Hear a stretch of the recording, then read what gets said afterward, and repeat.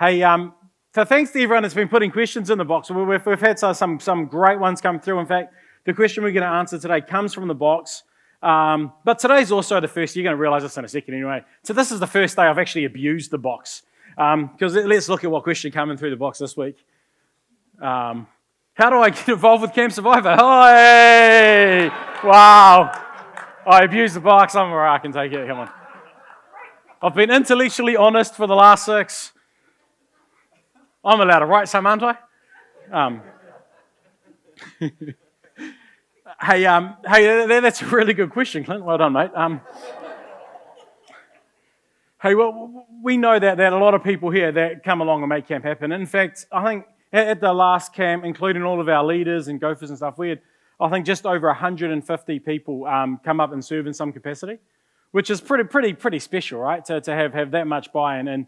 And with camp now rolling around every 6 months, we thought, we have got to find an easier way for people to engage and put their hand up to help, and then also to help us communicate effectively, because we have people that come and do supper, and we have people that do security, and we have people that do morning games and afternoon games, and come in at nights to help with this, and people that do that, and all this sort of stuff. And so what we've done is we've actually just created a real, what I think, fairly easy to use online system that enables you to just go through and tick when you can come along. And the reason this, and it's all available through this QR code here, and well, we'll also have this QR code up at the end of the service if you want to come and grab it then. But we're just going to ask, this is a little change in how we do things, but there's a few reasons for it. Well, the big reason is we want people's experience when they come and serve and help at camp to be really good. We want you to have a good experience. We want to make sure we can communicate with you easily, keep you informed of when you need to be here, what responsibilities there are, blah, blah, blah, blah, blah. And doing it all through the system just makes it so easy for us to get communication out to you, so everyone's getting the same communication at the same time. It also just makes it really easy for you to go through and go, look, I can do Monday morning, I can do Tuesday afternoon, I can do Wednesday, Thursday, Friday evening, where those sort of gaps are. And then it ties straight in with the back of our database system, and means you don't have to fill in as many fields as you normally have to fill in forms. But it'll make stuff so much easier for us trying to coordinate camp. It'll also make your experience a whole lot better because you'll get the communication, because you'll be in the groups and all that sort of stuff. So if you want to come and help at camp, and 150 people is a lot to coordinate. If you could just use this, that would be such a blessing and make such a difference to us, and also make your experience better. And there's bound to be a couple of people, you're sitting here, and this is the next question that I've used from the box, is this: what happens if I'm technologically challenged? Right, there's a few of us. Hey, if you're technologically challenged, we've got you covered today only. Might be another day, I don't know, but today's definitely covered. Mindy from Minton's is going to be out in the foyer, and she's got a computer, and she can walk you through the process and get this done before you leave today. So if you're like, Clint, I can't do it because I'm technologically challenged, hey, no excuses. See Mindy on your way out. She'll help you out. But we really just do want to say thank you so much, because you guys are the ones that make camp happen. And it really is incredible, and it's special to see so many people get engaged. So if you want to get involved with camp, grab that QR code, see Mindy. Would love to have you here. Okay. Final question in this series, questions our kids are asking. And here's our question: how do I know Christianity's true? How do I know Christianity's correct or right, or the right religion? And honestly, that's such a good question. When it came in, we thought, hey, let's just take a week and answer that one. And again, I know in this room we've got a huge diversity of people, and so hey, maybe you're here and you're skeptical about faith. Man, firstly, can we just say we're so glad you're here. And the truth is, when we're not asking anyone to believe without evidence. Well, what I'm going to ask of you in particular is that you'll consider the evidence fairly, that you'll have an open mind. Maybe a question to even consider is, as we talk through some of the stuff and you reflect on it and think of it, is what if your skepticism is in of itself a form of faith? Faith, there is no God that would reveal himself. All of us have faith in some things. And so I just want to ask, if you're skeptical about Christianity, say, hey, what is my faith in? Maybe you're agnostic and you think there's nothing, that there is nothing that can be known about the existence or the nature of God. Maybe you might be more atheistic in terms of your worldview and say, no, there absolutely is no God. And that's a view that, hey, anyone's totally entitled to, and you don't need me to tell you that, but hey, honestly, we're stoked you're here. Maybe you're here and you're a person of faith, and you're like, man, I need some touch points to why I can have confidence in my faith. This is a great Sunday to be here. Maybe you're a person of faith and you've got some doubts. Hey, that doesn't make you odd, that makes you normal. John the Baptist had a few doubts.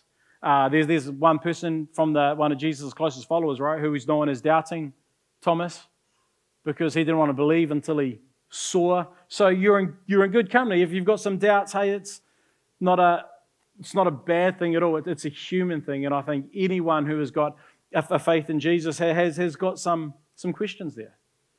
And so as we talk about this, I just want to just invite us and call us to a place of honesty, of intellectual humility.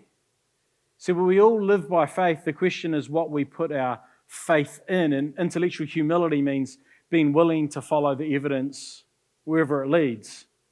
And we've just got to ask ourselves this question: am I more committed to what I currently believe, or am I more committed to discovering truth? And what I hope is that we're people who aren't just so passionate about what I think I believe or what I know I believe right now that I'm going to fight for and hold on to that. Rather, we're people that have got curious minds that say, oh, I'm going to keep seeking, I'm going to keep asking, I'm going to always be looking for truth. And while I can have some convictions around what I believe, the reality is, man, we've always want to be able to hold those to the point that, hey, where we can question them and have other people question them, because otherwise we're not being intellectually humble whatsoever.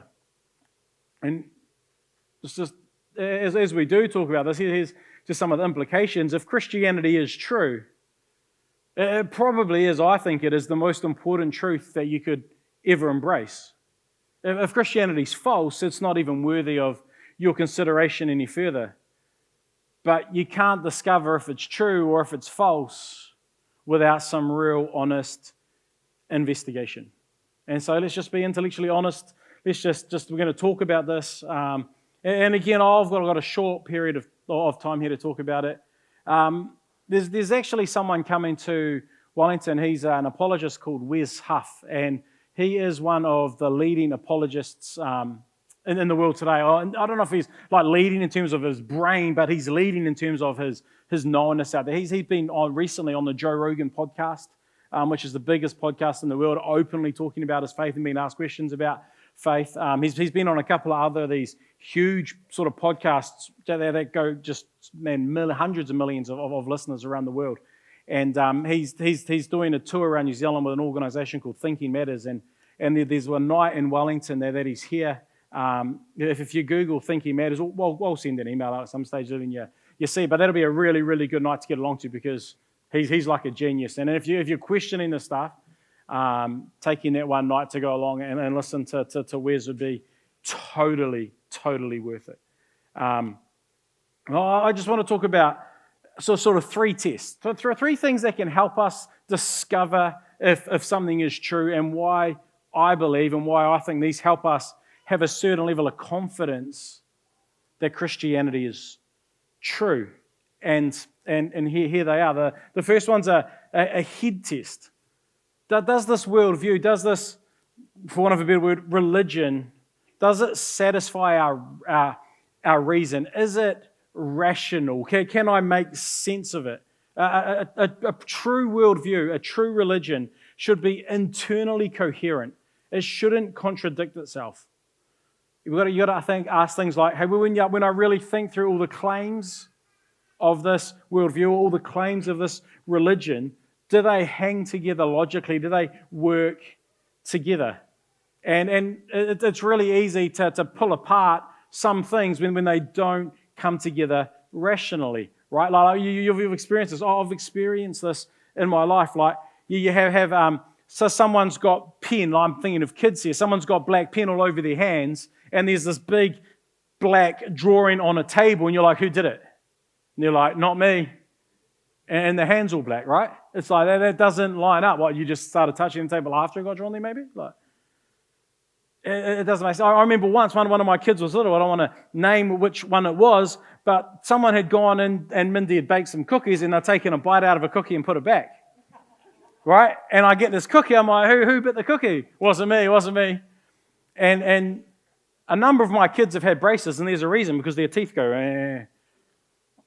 And I'll come here and I put it in this one's mouth, and it like matched up absolutely perfectly. Like, it was like unbelievable how perfect it was. I was like, I didn't expect it to work, like, I'm just like, this will be fun. And then it was like, hang on a minute, you clearly ate the cookie. But it's easy to point out sometimes rational challenges. And so if we think of some other belief systems out there, I can point out a couple of rational challenges here. And again, if maybe this is something you subscribe to or believe in, I don't mean to be demeaning, but sometimes it's kind of my job. And like Buddhism, for instance, Buddhism teaches that desire causes suffering. If we're suffering, it's because we desire something and we're not getting it, or what we want isn't happening, so that's what leads to our suffering. And so then it says we should desire to eliminate desire. But that's self-defeating. You can't use desire to eliminate desire, right? So straight away there's this inherent contradiction in how it fits together. If we talk about secular materialism, if we're just chemical reactions, why should we trust our chemical reactions to tell us the truth about chemical reactions? There's just like a logic loophole there. If you think of works-based religions, and most religions are works-based, then what that means is that in order to be okay with God, as these religions would say God is, I have to work my way to Him. I have to do enough of the right things, and I have to avoid doing the wrong things. Well, works-based religions, they say that God is perfectly just and must punish wrongdoing or sin, but then they say He can simply overlook sin if we do enough good works. That's not justice, is it? That's more like accounting. I've got to make the books balance. Justice is no. If there's sin, it's got to be paid for. Christianity, though, I believe has a lot of rational coherence. Christianity says, and we talked about this already in the series, that God's justice and mercy meet at the cross. That God's sense of justice is satisfied and mercy is extended because of what Jesus has done for us, by giving His life for us, by paying the price for us. It explains that God can be both holy, that He can be separated from sin, and He can be loving in His pursuit of sinners. The Trinity, even the fact that as a Christian belief, we believe in that God is three in one. There's the Father, the Son, and the Holy Spirit. And it explains how God can be both personal and transcendent. He can be one, but He can also be relational. When you go through the Christian faith and the key tenets and the key things that make up the Christian faith, it is rational, it is logical, it makes sense. It really does meet the head requirement. And again, I haven't got time today to go into all of it, but there's a little touch of it. Another test that helps us understand, that Christianity is true is the eyes test. Does it fit with what we see in the world? If I take the teachings of this worldview, if I take the teachings of this religion, does it line up with and does it match with what I see and what I experience in the world in which we live? A true worldview should make sense of the world as we actually observe it, as we actually experience it. Look around. Well, what are the sort of things we actually see about human nature, morality, suffering, and meaning? Let's just look at a few of these things. I think that one thing that we see come through life is moral consciousness. That there's a sense of morality that's built into every one of us. And I'm not saying that morality doesn't shift, that morality actually does change depending on the culture and the environments that you're brought up in.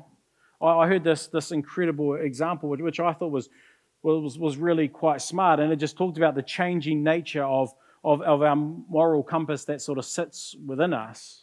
And it was this: it said that if someone was born centuries ago in where was it, in like a Nordic setting, and they had two desires. One desire was to hurt and kill anyone that threatened them or looked down on them or posed a threat. And the other was same-sex attraction. In that culture, that person would suppress the desire for same-sex attraction, but say the desire to hurt and kill those who threaten them was totally natural and fine, and follow it.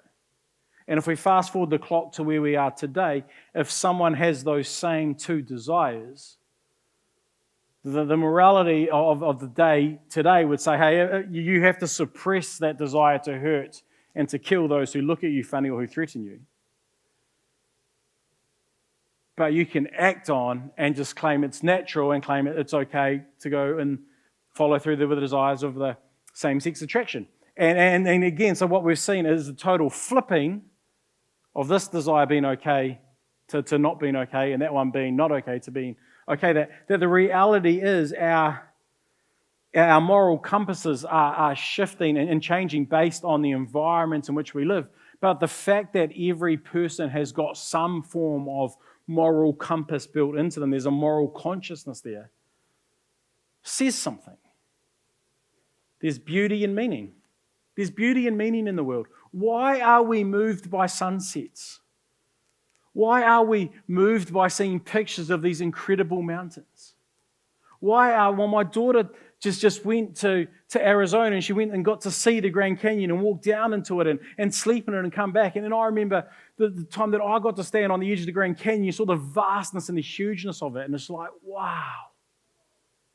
Maybe you've been out at sea and you've taken a boat far enough that you just can't see land, and you look all the way around and all you can see where you look is water, and there's just something like, wow, that's so special about it. Where does that come from? Maybe you've had music that's just done something to you, and it's just shifted something in you because you've been listening to the soundtrack or the song, and it's just resonated with your soul so deeply. And sometimes it can be the lyrics, but you can experience this with instrumental music. In fact, some of the most well-known classical music, it's all instrumental. There's no lyrics attached to it. Yet it's so moving and beautiful and special. It might be a piece of art that someone's done, and there's just something to it that's, how do you explain this? Other than the fact that there has to be some form of creator. This idea that we all experience guilt and forgiveness. Right? We all experience guilt. We've all done things that are wrong. We've all done something that's hurt someone. And unless you've got some sort of condition, you're going to experience a level of guilt and remorse from that. And why do we have this desire in us when we feel that guilt? Why do we long for forgiveness? Think of things like human dignity. We act and we believe that all humans have special worth.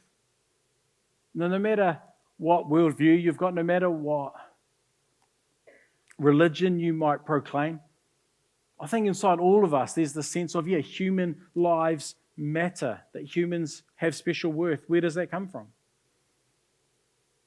If you look around the world in which we live, it's hard not to see the fingerprints of Christianity all over it. Both Tom Holland in his book Dominion and Rodney Stark and in his book The Rise of Christianity have written extensively on the impact that Christ has had on our society. From every sector, from education through to political science, through to science itself, through the arts. It's all been touched and impacted by Christianity. You see it. If you look at the incredible, remarkable design that makes up the world in which we live. They talk about Earth being in this Goldilocks zone, where if the planet Earth was any closer to the sun, it would be too hot and be erupting in fires. If it was any further away from the sun, it would be too cold and it would freeze over, and there'd be no way for human life to be here. They talk about the size of our moon and it being like the perfect size for our Earth, because if it was any bigger, it would change. I can't remember all the science stuff, but you can Google this on your own. But the size of our moon has an incredible impact. The fact that our Earth has a slight tilt on its axis. If the tilt was too much further one way, there'd be parts of the Earth that would be uninhabitable because they'd either get too hot because they're always facing the sun, or they'd be too cold because they're always away from the sun. And if it went the other way, it'd be vice versa. That's remarkable. The level of oxygen that's in our atmosphere. If that percentage just shifted one way or the other, humans wouldn't survive. The amount of water that makes up our planet, like all of the stuff. And that's just looking at the earth and that side of things. When you actually start to look at the human body and you see how incredible that's been put together. With our muscular system and our cardiovascular system and our skeletal system. And there's about 7 systems. Again, this is beyond my intellectual knowledge, but there's about 7 systems that make up the way the human body functions.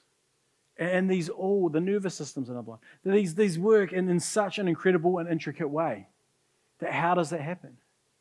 You can take one part of the human body, like the human eye, and you realize how special and how unique this thing is. When we see in the world points us to the fact that there has to be a creator. But then if we also see some of the things that we experience in the world, and I think what we experience is this inherent brokenness in the world, right? There's this inherent sense of like, oh, I try and do good, but I just can't. Or on a much bigger scale, why can't these people and those people just get along? Why is there all these world issues, but the truth is when we bring it right back, they have those same issues inside each of us. We want power, we want control, we want status, we want money. There's this inherent sense of brokenness in humanity. Why can no one be perfect?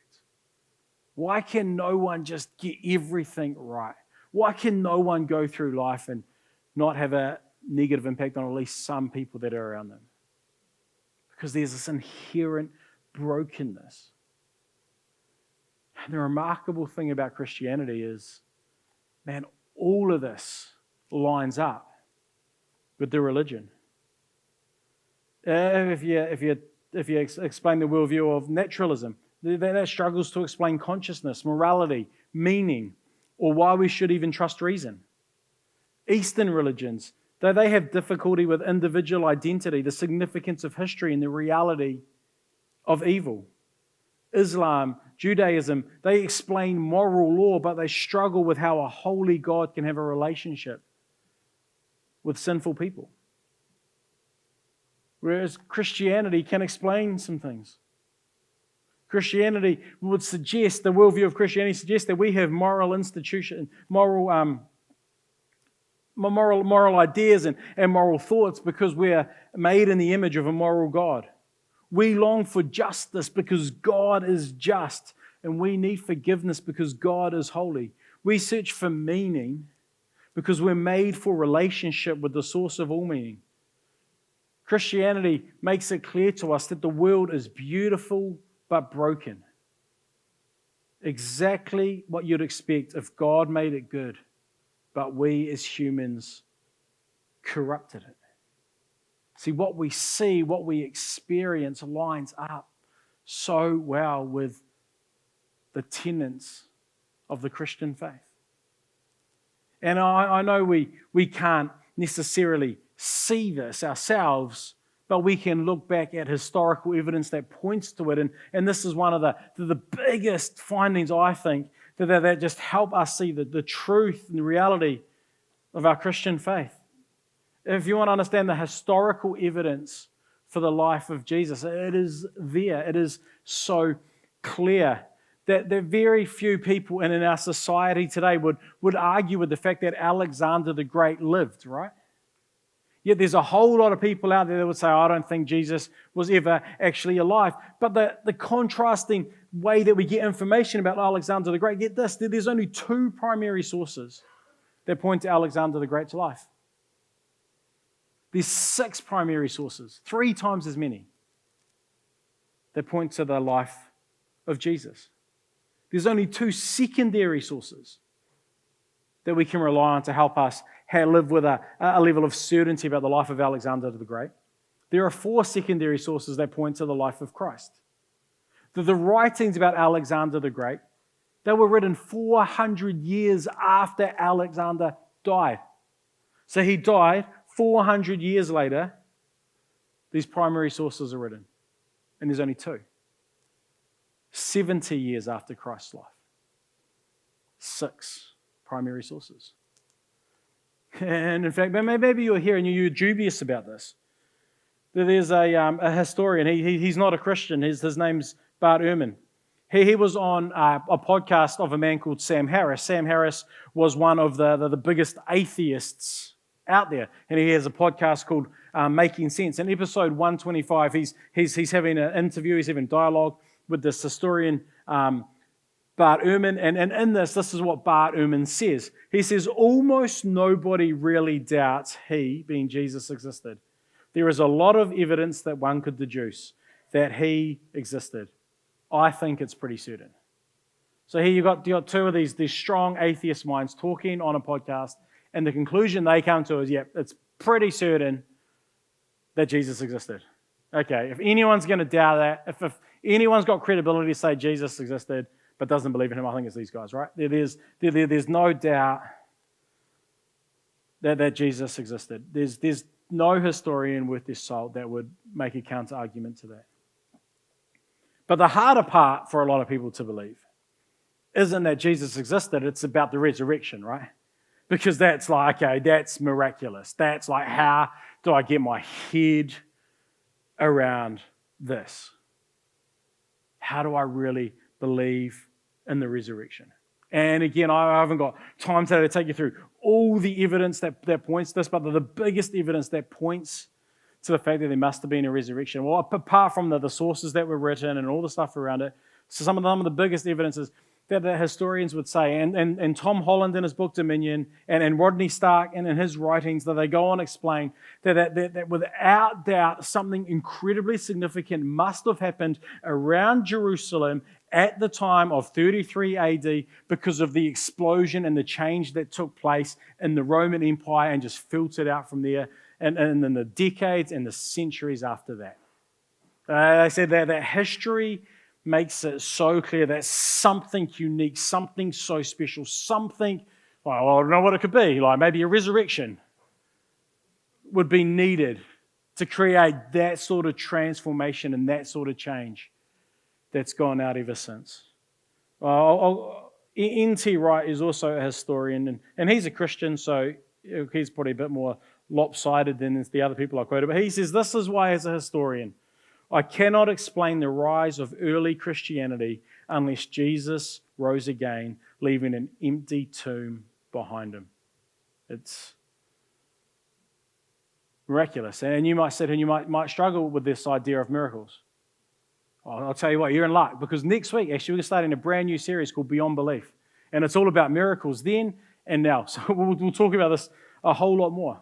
But the reality is, no matter what your worldview is, you have to believe in some form of miracles. And most people in our culture who might be sitting here that are like pushing back against Christianity tend to just believe they're either agnostic or atheistic. But if you are agnostic or atheistic, let me just tell you about 6 miraculous things you need to believe to hold fast to that. You really have to believe that something came from nothing. You have to believe that order came from chaos, that life came from non-life, that personal came from non-personal, that reason came from non-reason, and morality came from matter. That's all miraculous. All of those things have to be miraculous for you to think, okay, there is no God, this is just what it is. You really have to believe that something came from nothing, and we've never seen something come from nothing, have we? You have to believe that order comes from chaos. What do we spend most of our working lives doing? bringing order to the chaos, right? That life comes from non-life. Really, have you ever seen something that's not alive just suddenly become alive? You have to believe that personal came from non-personal. How do we explain these personal relationships, the sense of love that we have for one another, if it just came from non-personal? That reason has to come from non-reason. There was no reason, but now we've got reason. And then that morality can just come from matter. I think it takes more faith to believe that than it does in the resurrection of Jesus. So we talked about if a worldview, if a religion's going to be right, it's got to pass the head test. It's got to be logically rational.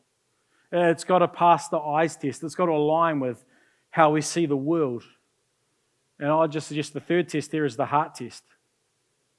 Does it meet our deepest needs? All of us have got needs. A true worldview, the right worldview, should satisfy our deepest longings without destroying us. It should provide hope without delusion, purpose without pride, security without stagnation. So here's a few things that our hearts long for. And I'd suggest that this is true of you, and I know it's true of me, that my heart longs for unconditional love and acceptance, a sense of purpose and meaning. My heart longs for hope beyond this life. My hope longs for freedom from that guilt and shame that I feel. My heart longs for security in the face of suffering and death. Other worldviews, other religious systems handle the heart's needs. Performance-based religions, essentially back to that works-based religions, that creates either crushing pressure if you're failing, if you're not living up to it, or dangerous pride if you're succeeding in it. And some of us have experienced that even within the Christian church, right? Where we either think we're better than we are because we're ticking the right boxes, or we just walk away because we can't live up to the expectations we think are put on us, which is why you've got to understand that Christianity is not about works, but about grace. Secular humanism, it provides temporary meaning, but no ultimate hope. It deals with guilt through denial rather than forgiveness. Eastern religions often require suppressing personality and desire rather than transforming them. But what Christianity offers, where it satisfies the heart, is it provides unconditional love based on grace and not performance. It gives ultimate purpose because you matter to the creator of the universe. It offers hope that extends beyond death because of the resurrection. It addresses guilt through real forgiveness, not from denial or self-improvement. It promises that suffering has meaning and will ultimately be redeemed. See, well, what Christianity does is it helps you understand that there can be people who are simultaneously humble and confident. They're humble because their identity isn't based on their performance. And they can be confident because their identity is based on God's unchanging love. And that psychology is so important. That mindset is vital. Most worldviews, most systems produce either pride or despair. But Christianity offers a way that you can be humble and confident. You see, Christianity isn't just intellectually satisfying or emotionally fulfilling. It's both. It doesn't ask you to commit intellectual suicide or suppress your deepest longings. It engages your whole person, your head, your eyes, your heart. And let me finish with this. There's a reason why. And this touches on all three, I think. There's a reason why so many of us are drawn to movies, are drawn to stories. In fact, if you're an intellectual here, and I know some of you are, J.R.R. Tolkien, he actually wrote an incredible essay on this. It's called On Fairy Tales. And if you're an intellectual, go and read that. If you're more of an ordinary person like me, I'll try and explain it in slightly simpler terms, but it's a great article. But you think about the movies. Think about the stories that draw us in. And I ask the question, what is it about these stories? Why do they draw us in? Why are they so compelling? And I'll suggest the reason that you and I love these stories, the reason you and I are drawn to them, we want to watch them again and again or read them over and over and over, is because they're a small story that aligns with a much bigger story. If you think of the movie Taken, for instance, about a father who's willing to lay down his life for his daughter, who's willing to go into enemy territory and do whatever it takes to get the one he loves back. Maybe you're not so much into Taken, but you got Finding Nemo's very much along similar lines, right? You got Marlin's relentless pursuit of Nemo. Or maybe, you're around my age and you remember the movie Shawshank Redemption, where Andy Dufresne's there and he's kind of like this Christ-like figure, when you actually think about it, who brings hope and redemption and freedom to those that are imprisoned. Or maybe you prefer musicals and you can see Les Mis, where the main character receives unmerited grace from the priest and then spends his life extending grace to others. I still remember watching Armageddon, and it's got Bruce Willis in it. And if you've seen this movie, they're trying to blow up this asteroid that's going to come and destroy the Earth. And they realize to blow up this asteroid, they've got to let this nuclear bomb off. And the only way they can trigger it, they discover at the end, is someone has to go with it. And he's on the rocket ship, I think. Oh, that's his daughter's partner, And so the partner was meant to go, and he jumps in the ship and closes the door for everyone else and goes off and kills himself so that the others can find happiness. Or maybe, if you go back even just a little bit further to Braveheart, and Mel Gibson's going into battle, laying his life down so others would be free. A famous sentence, right? They may take our lives, but they will never take our freedom. There's a reason these stories capture us, inspire us, draw us in, because they point towards the biggest story that God's telling. And I don't know if there is greater evidence of the fact that Jesus exists. And when I can meet with and I can talk with people who are true followers of His, and they can tell personal examples of how He has transformed them, and He has shaped their hearts, and He has changed their desires,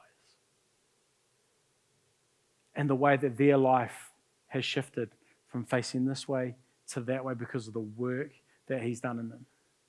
And I know in this room, so I've heard a lot of stories from people in this room. There's a lot of those stories that are there. I think one of the most powerful things we can do is continue to tell those stories. Not because you're the hero of the story. If you understand Christianity, you realize you're not the hero of the story, right? If you've changed by just determination, that's cool. But that's not true transformation. That's just me trying.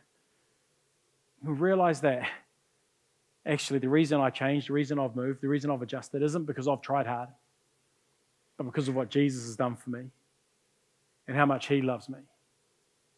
And that's given me the power to change. Man, I can't be the hero of that story.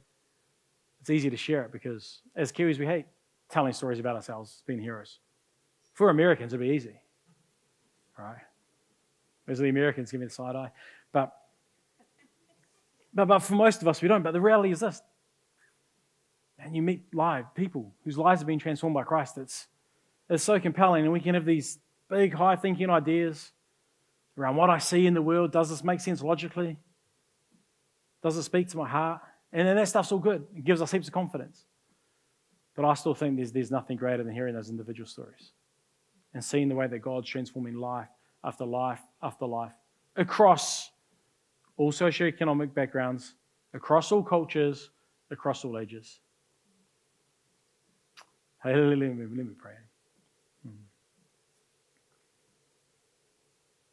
Yeah, Heavenly Father, well, whatever worldview we take, it requires a level of faith. And Father, what makes Christianity so special isn't the amount of faith that we've got, but rather the object of our faith. And that is you, Jesus. And Father, we can think about this and when we can talk about it, but the reality is, Lord, that there does come times we have to make decisions. And I just pray for every person here. I pray you help all of us to have the intellectual humility to continue to ask questions, to continue to go down rabbit trails if that's where we get led, to dive into the doubts that we might have. Because, Father, in our Christian faith, that the more we look into our doubts, the more we find you. The more that we pursue what's actually true and real and right, the more we are led in your direction. So, Father, help us to pursue those very things. I pray for those that are here that are skeptical.